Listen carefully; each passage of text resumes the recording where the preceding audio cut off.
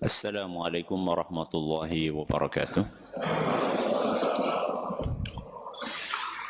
Alhamdulillahi wa kafa. Wassalatu wassalamu ala rasulihil mustafa wa ala alihi wa sahbihi wa man iktafa, amma ba'd. Kita panjatkan puja dan puji syukur kehadirat Allah subhanahu wa ta'ala pada kesempatan malam yang berbahagia kali ini, tanggal 6 Muharram 1444 Hijriah, atau yang bertepatan dengan tanggal 3 Agustus 2022, kita masih kembali diberi kekuatan, kesehatan, hidayah serta taufik dari Allah Jalla wa'ala, sehingga kita bisa kembali menghadiri pengajian rutin tafsir Al-Quran di Masjid Agung Darussalam Purbalingga. Kita berharap semoga Allah subhanahu wa ta'ala berkenan untuk melimpahkan kepada kita semuanya ilmu yang bermanfaat, sehingga bisa kita amalkan sebagai bekal untuk menghadap kepada Allah Jalla wa'ala. Allahumma amin. Salawat dan salam semoga senantiasa tercurahkan kepada junjungan kita Nabi Agung Muhammad sallallahu alaihi wasallam, kepada keluarganya, sahabatnya, dan umatnya yang setia mengikuti tuntunannya hingga akhir nanti. Seperti biasanya, sebelum kita memasuki tema kajian hari ini, kita akan membaca surat yang mulia, surat Al-Insyiqaq. Semoga Allah subhanahu wa ta'ala memberkahi majelis kita. A'udzu billahi minasy syaithanir rajim.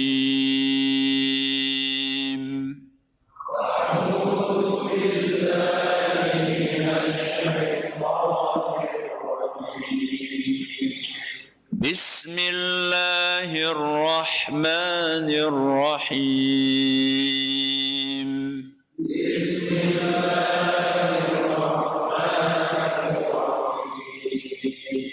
Idza as-samaa'u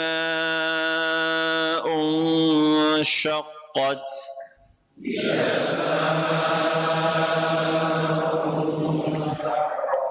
وأذنت لربها وحقت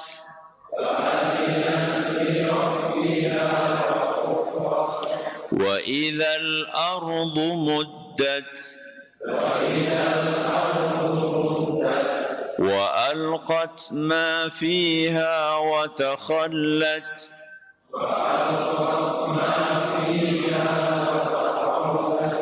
وأذنت لربها وحقت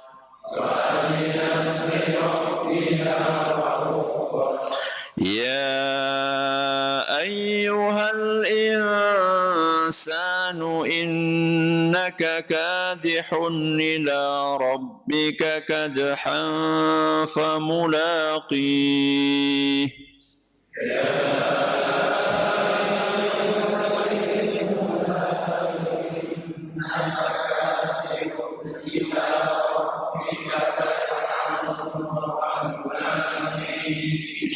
فأما من أوتي كتابه بيمينه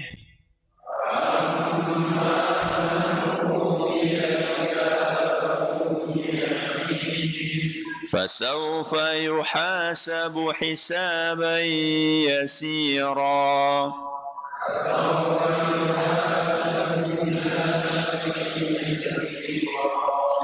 وينقلب إلى أهله مسرورا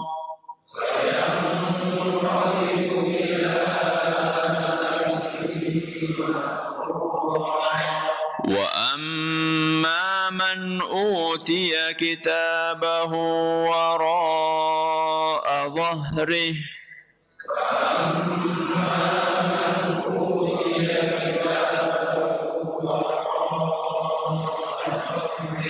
فسوف يدعو ثبورا ويصلى سعيرا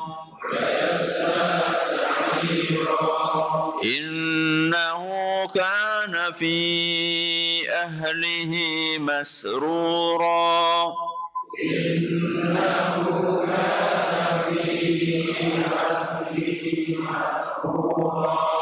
إنه ظن أن لن يحور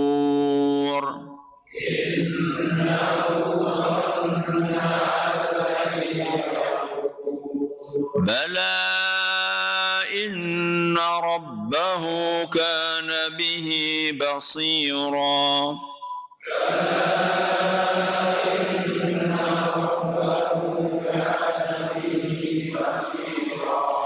فلا أقسم بالشفق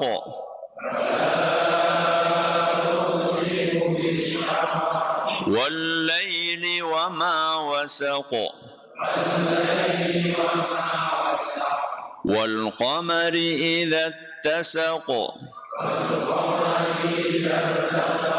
لتركبن طبقا عن طبق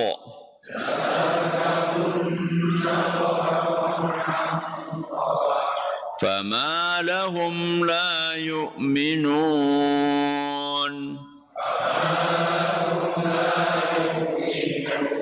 وإذا قرئ عليهم القرآن لا يسجدون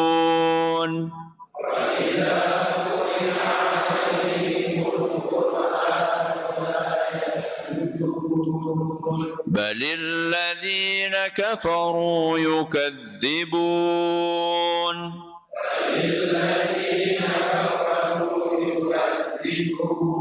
والله أعلم بما يوعون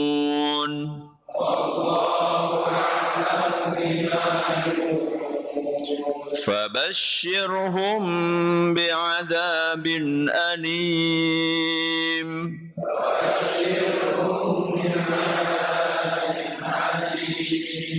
إلا الذين آمنوا وعملوا الصالحات لهم أجر غير ممنون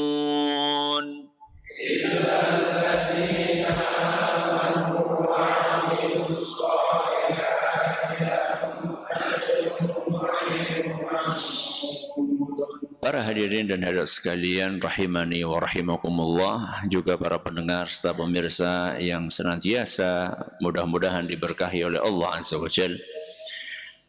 Pada pertemuan yang lalu kita telah membahas dua ayat sekaligus dari surat yang mulia, surat Al-Insyiqaq.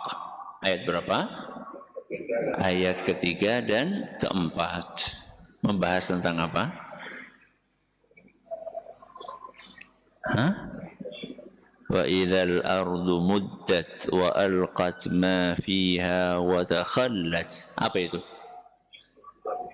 Membahas tentang perubahan yang terjadi di bumi. Kapan? Saat nanti menjelang hari kiamat.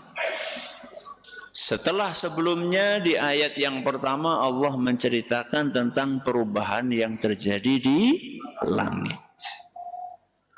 Ayat yang kelima ini bunyinya sama dengan ayat keberapa? Ayat kedua. Apa bunyinya? Wa adzinat li rabbiha wa huqqat. Yang artinya dan dia patuh kepada Tuhannya dan memang sudah semestinya dia patuh. Kalau memang ayat yang kedua dan kelima bunyinya sama, terus bedanya apa? Bedanya ayat yang kedua sedang menggambarkan kepatuhan langit. Sedangkan ayat yang kelima menggambarkan kepatuhan bumi. Bedanya di situ. Jadi Allah Subhanahu wa taala ingin menjelaskan kepada kita umat manusia bahwa langit itu sangat patuh kepada Allah. Begitu pula bumi pun juga demikian.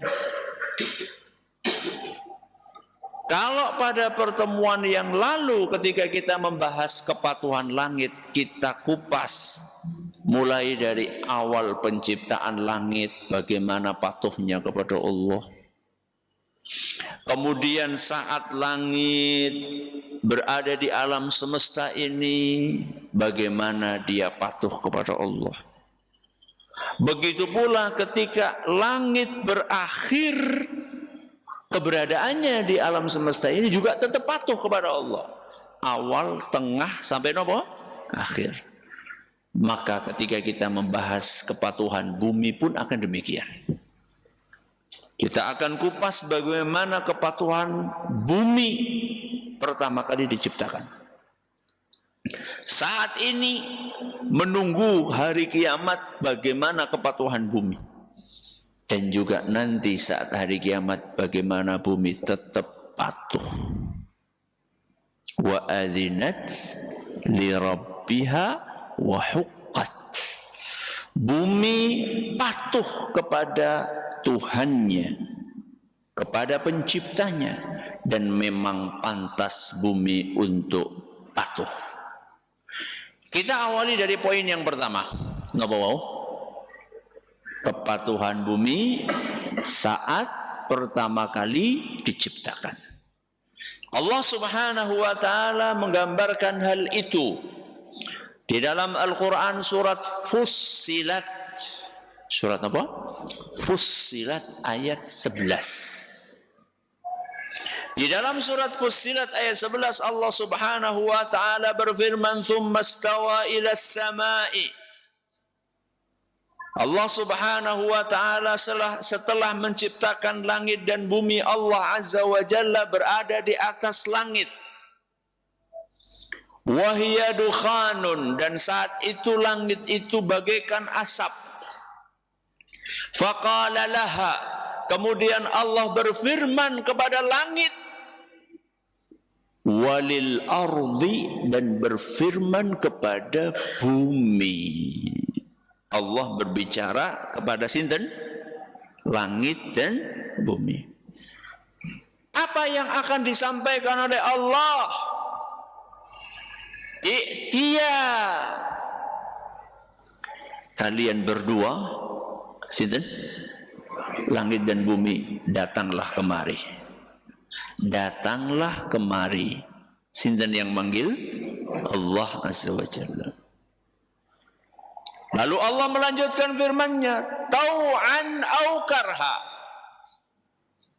Datanglah kalian kepadaku dalam keadaan sukarela atau terpaksa. Pokoknya datang. Tidak ada tawar-menawar. Kalian datang sukarela atau datang terpaksa, pokoknya datang. Apa jawaban langit dan bumi? Qalata, maka langit dan bumi pun menjawab, ataina ta'i'in.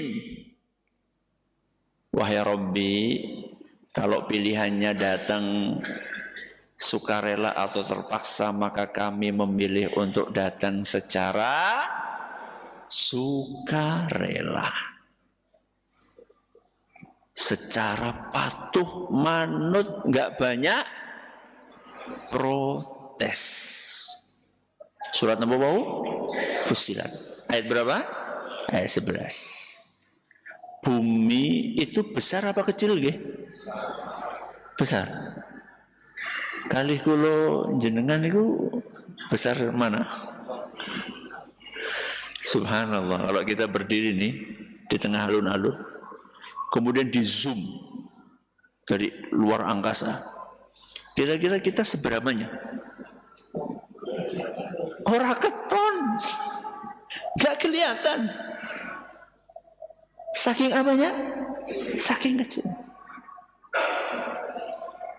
Apa ya ora izin, enggak malu. Enggak nurut sama Allah. Apa enggak malu gitu loh. Wong bumi yang ukurannya segede itu, langit yang ukurannya segede itu, dipanggil sama Allah Subhanahu wa ta'ala, mereka menjawab ataina ta'in. Kami akan datang wahai Rabbi dengan patuh, dengan tunduk, manut sendika dawuh. Lah iki menungsa. Sinten menungsa? Kulo kali panjenengan.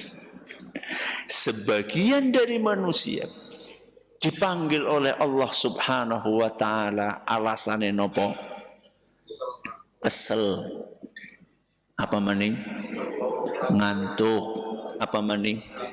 Sibuk. Apa maning? Tanggung. Lagi nonton bal-balan. Astagfirullahaladzim. Tanggung. Lagi dolanan game, lagi PS-an, apa maning? Tanggung, lagi meeting, tanggung, lagi ngenteni sawah, apa maning jajal?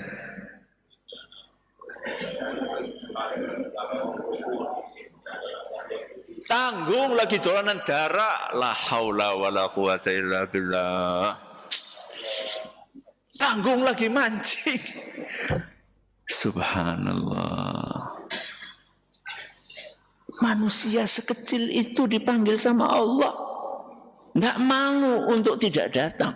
Langit sebesar itu dipanggil oleh Allah Azza wa Jalla dengan patuh, dengan tunduk segera datang. Sekali-kalinya manut pergi ke masjid kapan? Langsung ngarep imam. Sekali-kalinya manut dipanggil sama Allah pergi ke masjid langsung ngarep imam. Hebat gue. Ngarep imam. Maksudnya disolati, ya, sudah terbujur kaku. Itu mirip kasusnya dengan para wanita muslimah yang disuruh menutup aurat. Dipanggil sama Allah Azza wa Jalla suruh nutup aurat. Apa responnya? Apa responnya? Sumuk, gerah, apalagi? Ribet, udet-udet. Apalagi? Enggak modis. Apalagi kampungan. Enggak modern. Sekali menutup aurat dari ujung kepala sampai ujung kaki rapet cipet. Kapan? Mati. Apa yang gani nutup aurat nunggu mati? Semuanya ditutup rapat, diikat, jadi pocong, baru nutup aurat. La ilaha illallah.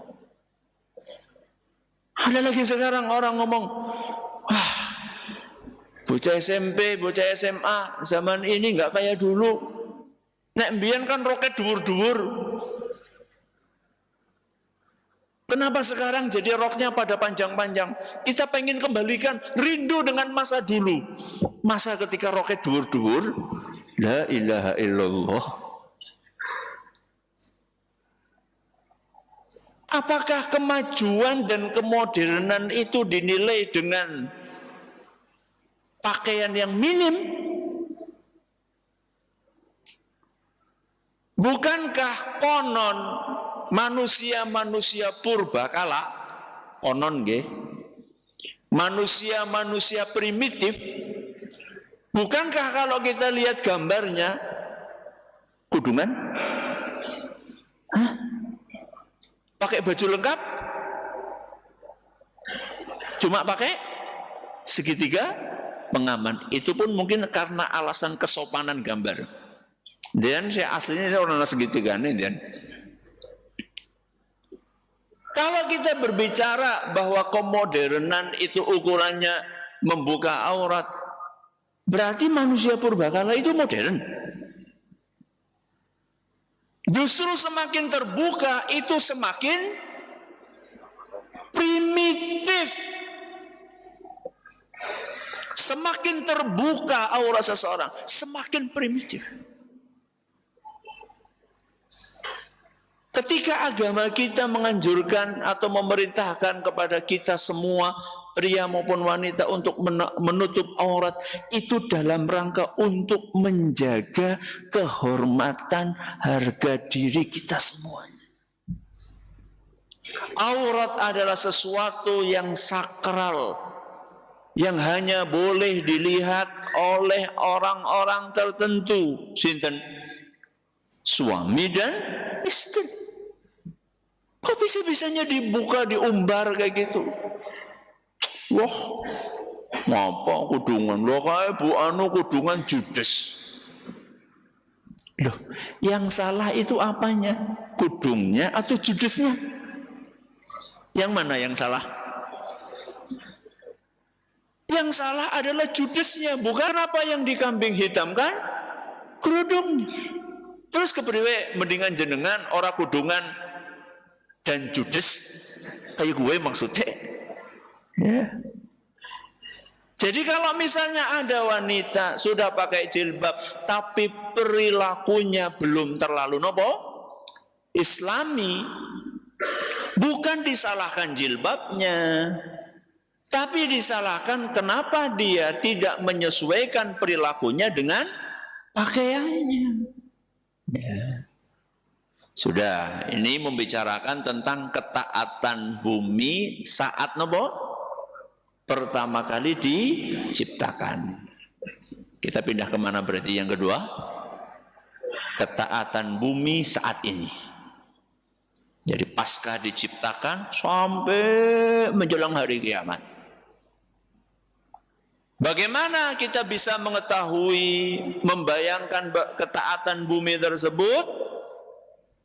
Allah subhanahu wa ta'ala memerintahkan bumi agar nyaman ditinggali oleh manusia. Allah perintahkan kepada bumi agar manusia bisa tinggal di atas permukaannya dengan nyaman, gak goyang-goyang, tenang, bisa tidur, bisa kerja, bisa melakukan aktivitas-aktivitas yang lainnya, bisa sholat dengan tenang. Allah perintahkan itu kepada bumi. Allah sampaikan di dalam beberapa ayat di Al-Quran. Antara lain dalam surat An-Naba ayat 6. Alam naj'alil arda mihada. Di dalam riwayat yang lain, dalam qiraat yang lain disebutkan alam naj'alil arda mahda. Mahda itu semacam tempat tidurnya bayi. Nyaman atau tidak tempat tidurnya bayi? Nyaman, dibikin senyaman mungkin. Apa anak bayi kon turun nang dhuwur meja kayak gini? Kan dicarikan apa? Oh, kain yang empuk, yang halus. Ya. Allah jadikan bumi sebagai tempat yang nyaman untuk ditinggali. Surat An-Naba ayat 6. Ayat yang lain dalam surat Ghafir. Surat Ghafir ayat 64. Allah Subhanahu wa taala berfirman, Allahul ladzi ja'ala lakumul arda qarara. Allah dialah yang menjadikan bumi qarara, tempat yang tenang, yang nyaman untuk ditinggali. Coba bayangkan, gak pernah bumi itu polah.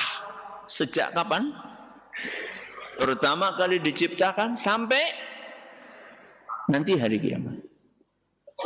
Allah perintahkan supaya menjadi tempat yang tenang, maka bumi pun menjadi tenang, tetap nyaman ditinggali.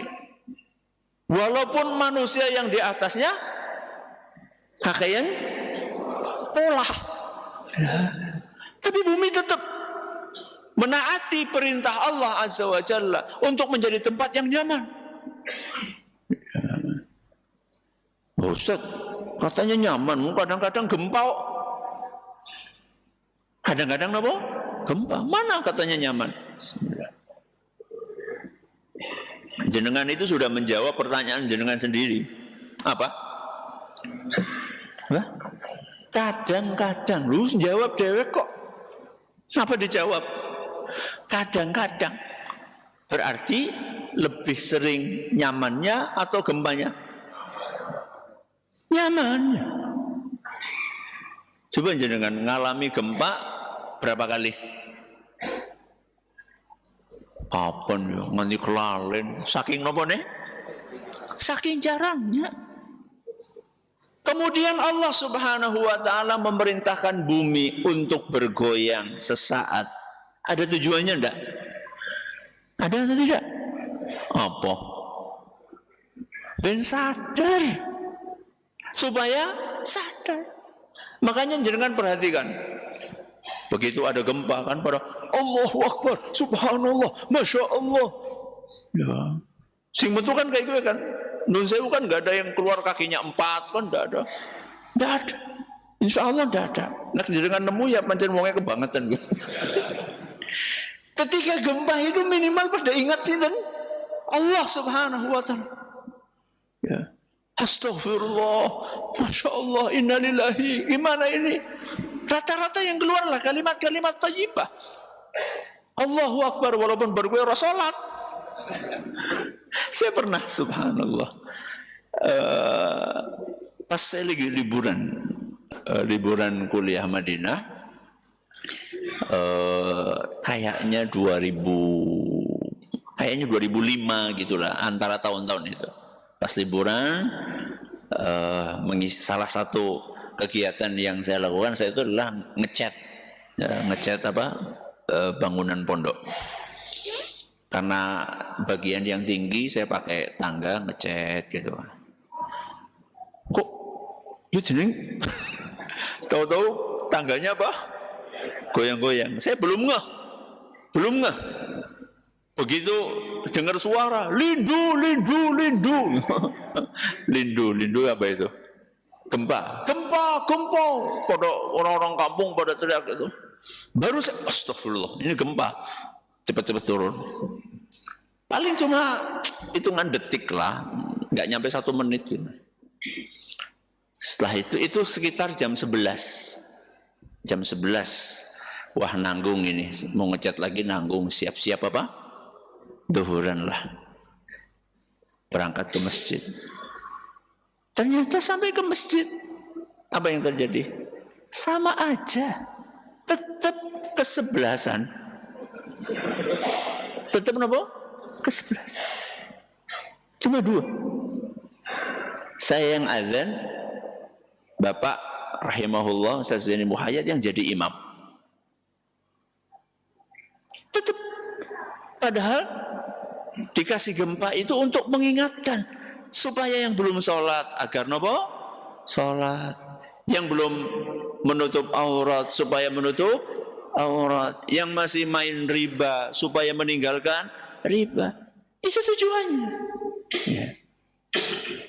Jadi Allah Subhanahu wa ta'ala memerintahkan kepada bumi yang aslinya tenang, kemudian diperintahkan supaya suatu saat gempa, itu untuk mengingatkan manusia. Jadi nggak sekedar iseng,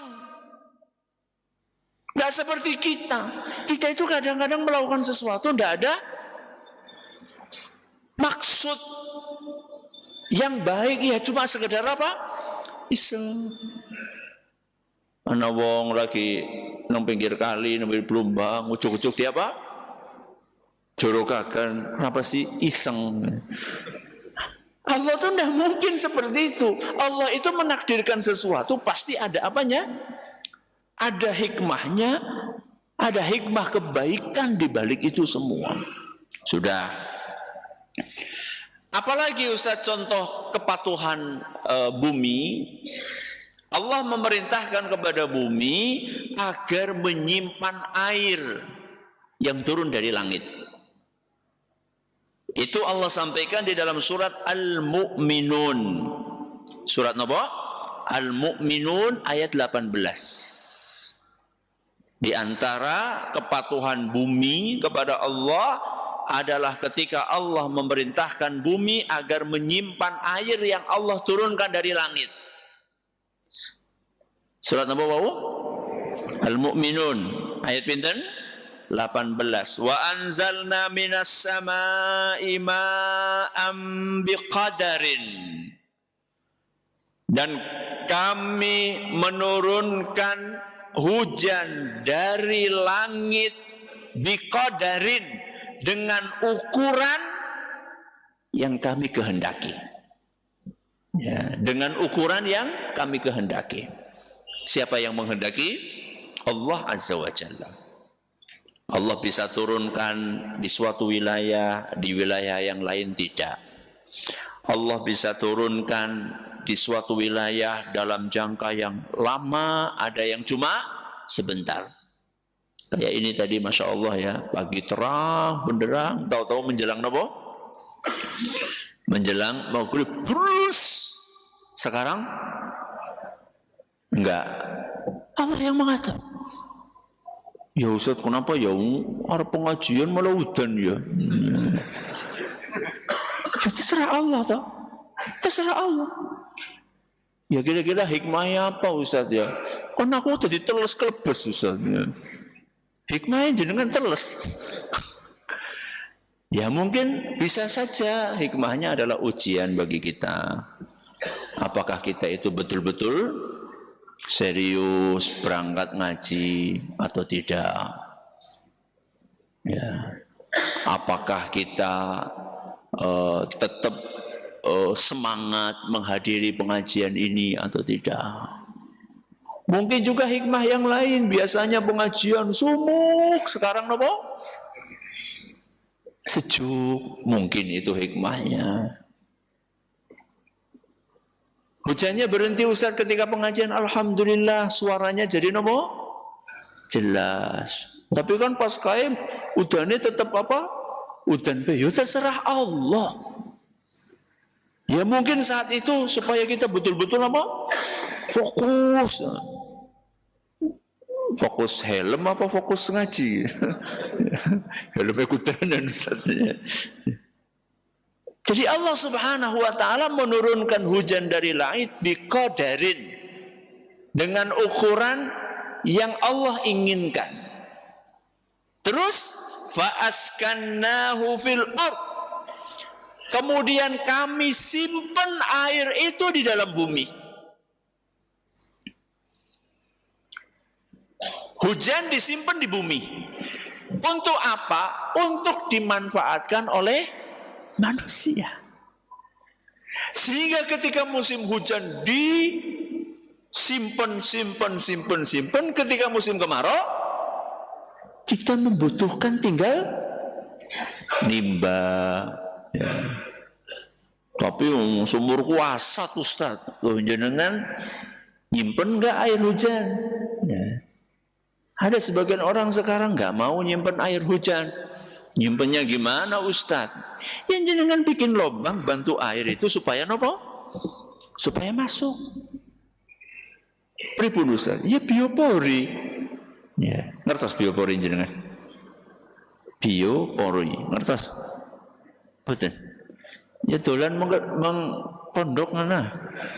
Ya. Di Tunas Ilmu itu ada hampir 200 biopori. Hampir 200 biopori. Apa itu biopori Ustaz? Biopori itu lubang segini nih. Lubang segini. Ya. Dalamnya sekitar 1 meter, 2 meter. Ya, jaraknya 1,5 meter lah. Dari sini ke sini dibikin dilubangi. Terus kalau kita lagi nyapu di pondok kan banyak daun itu. Banyak daun. Kalau biasanya kan berguguran.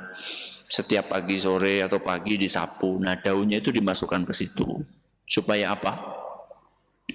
Supaya tanahnya gembur. Kalau tanahnya gembur, airnya ketika hujan gampang masuk. Lah sekarang yang ada orang nggak peduli, di depan rumah di plester, buri rumah plester, KP plester. Akhirnya begitu hujan, apa yang terjadi? Airnya langsung pergi ke selokan. Karena pergi ke selokan, akhirnya numpuk di sungai, terus banjir. Pas udan banjir, pas kemarau sat. Kenapa? Karena kita nggak nyimpen air, kita nggak nabung air. Ya, alhamdulillah di pondok ya musim kemarau, alhamdulillah tetap nopo ada air. Kita berikhtiar. Ya, jadi bumi disuruh oleh Allah Subhanahu wa ta'ala untuk menyimpan air, dia nurut, nggak protes.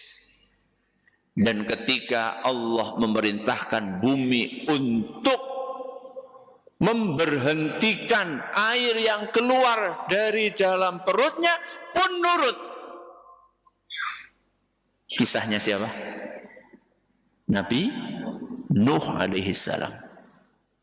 Apa yang terjadi di saat Nabi Nuh disuruh bikin kapal? Apa yang terjadi? Allah Subhanahu wa ta'ala memerintahkan langit untuk menurunkan hujan, memerintahkan bumi untuk mengeluarkan air. Bayangkan jenengan, dur misal semuanya keluar airnya dari bumi. Sama langit disuruh oleh Allah untuk hujan terus sampai satu bumi terendam air. Jangan bayangkan satu bumi. Kenapa sih katakan satu bumi? Karena gunung yang dinaiki oleh anaknya sinten Nabi Nuh itu akhirnya juga tenggelam. Berarti satu bumi tenggelam di zaman sinten Nabi Nuh alaihissalam. Tapi setelah itu Allah Subhanahu wa ta'ala memerintahkan langit untuk berhenti hujan, memerintahkan bumi untuk menyedot airnya. Allah berfirman, "Wa qila ya ardu bla'i ma'aki." Wahai bumi, telan airmu. Surutkan banjir tersebut. Wa ya sama'u aqli'i, wahai langit, stop. Apa yang terjadi? Kembali seperti semula. Berarti banyune akeh banget ya nang jero ya. Lho kata para ahli geologi ya. Di perut bumi itu ada samudra. Di perut bumi ada samudra. Sehingga ketika orang nyedot air pakai artesis atau apa, itu sampai ketemu dengan samudra yang ada di perut bumi. Ya. Jadi kan bisa bayangkan, ya bagaimana air sebumi semuanya disedot sama bumi. Ya tapi kan itu sudah lama Ustaz. Loh, buktinya Lapindo jajal. Ya. Kalau Allah Subhanahu wa ta'ala belum menghendaki, nggak akan berhenti terus. Loh, malah bukannya minta sama Allah malah disumpeli sapi. Iya, disumpeli sapi. Jadi gue apa? Gue tumbal. Nggak cuma satu lagi, banyak sapi yang disumpelin ke situ katanya. Ya, alhamdulillah aku sih ora weruh. Ya, sudah. Baik, sekarang kita pindah ke poin yang terakhir, yaitu kepatuhan bumi saat kapan? Hari kiamat. Yaitu yang disebutkan di dalam surat Al-Insyiqaq ayat 3 sampai 5. Allah Subhanahu wa ta'ala berfirman, "Wa idzal ardu muddat wa alqat ma fiha wa takhallat wa adzinat li rabbiha wa huqqat." Ini kita sudah bahas kemarin pada pertemuan sebelumnya. Wa idzal ardu muddat, ketika bumi oleh Allah Subhanahu wa ta'ala diratakan. kemudian ditambah luasnya. Wa alqat ma fiha, kemudian isi perutnya dikeluarkan semuanya. Masih ingat isi perutnya bumi apa? Jenazah, terus emas, terus perak, dikeluarkan semuanya, dimuntahkan oleh bumi. Kenapa bumi mengeluarkan itu semuanya?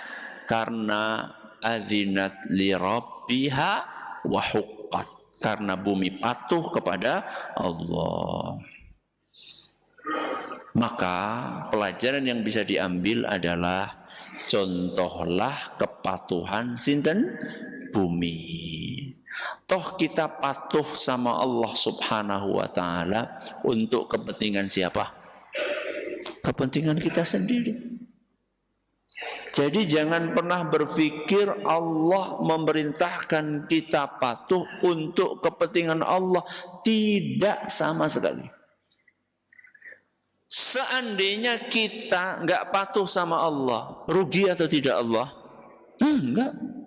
Jangankan kita, manusia sedunia nggak patuh semuanya kepada Allah, tidak mengurangi sedikit pun kekuasaan Allah. Itu disampaikan oleh Nabi SAW dalam hadis riwayat Muslim. Kata Nabi SAW, Allah Azza wa Jalla berfirman, berarti hadis nopo? Qudsi. Ya ibadi, wahai para hambaku, kata Allah, lau anna awwalakum wa akhirakum, seandainya seluruh makhluk dari dulu sampai terakhir yang ada makhluk, wa insakum wa jinnakum, seluruh manusia maupun jin, kanu ala afjari qalbi rajulin wahidin minkum, semuanya menjadi manusia, makhluk yang super jahat. Siapa kira-kira contohnya? Fir'aun wislah. Dajjal itu surah apa wis? Semua makhluk kayak Fir'aun. Apa nih? Jahatnya. Apa efeknya bagi Allah Azza wa Jalla? Ma naqasa dzalika min mulki syai'a. Tidak mengurangi kekuasaanku sedikit pun. Coba jangan bayangkan, anak perusahaan karyawannya kabehan mogok pripun. Santai. Kolaps. Apa kolaps? Bangkrut. Tuan tanah, punya tanah ratusan hektar, seluruh buruh nggak mau kerja, pripun? Bangkrut. Berarti mereka tergantung sama bawahan. Allah Subhanahu wa taala memerintahkan kita sholat bukan untuk kepentingan Allah, untuk kepentingan kita. Kita pengen ketenangan.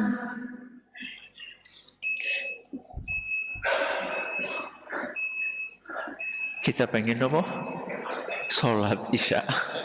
Karena waktunya sudah masuk. Mudah-mudahan kita termotivasi untuk semakin patuh kepada Allah Azza wa Jalla. Terima kasih atas perhatiannya. Mohon atas segala kurangannya. Kita akhir dengan doa kafaratul majlis. Subhanakallahumma bihamdika asyhadu an la ilaha illa anta astaghfiruka wa atubu ilaik. Assalamualaikum warahmatullahi wabarakatuh.